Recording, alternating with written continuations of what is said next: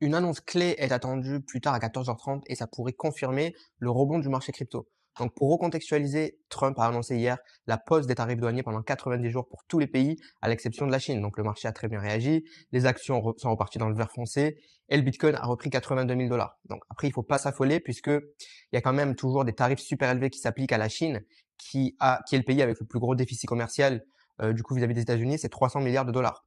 Donc le marché price toujours les tarifs qui s'applique à la Chine. Et ce qui n'est pas pricé, c'est un accord entre la Chine et les États-Unis. Donc, si jamais un accord a lieu entre ces deux pays, ça pourrait définitivement faire repasser le Bitcoin au-delà des 100 000 dollars.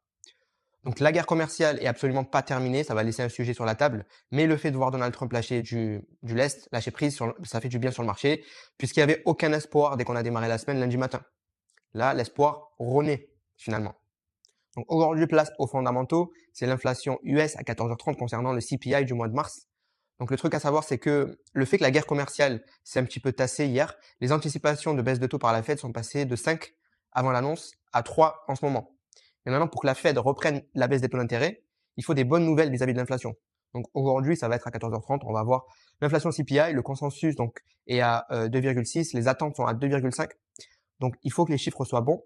Les indicateurs d'inflation avancés nous indiquent aujourd'hui qu'on devrait avoir une bonne nouvelle. Et sinon, sur le Bitcoin, sur le prix du Bitcoin sur le court terme, il faudrait redépasser les 85 voire 86 000 dollars pour vraiment y croire, pour la remontée sur les prochaines semaines. Et malgré le pump, la remontée à Wall Street hier soir, la peur domine toujours d'après le AAII Investor Sentiment Survey qui est sorti hier soir. Donc ça domine toujours, mais ça baisse par rapport à la semaine dernière. On était à 61% la semaine dernière, là on est à 58%.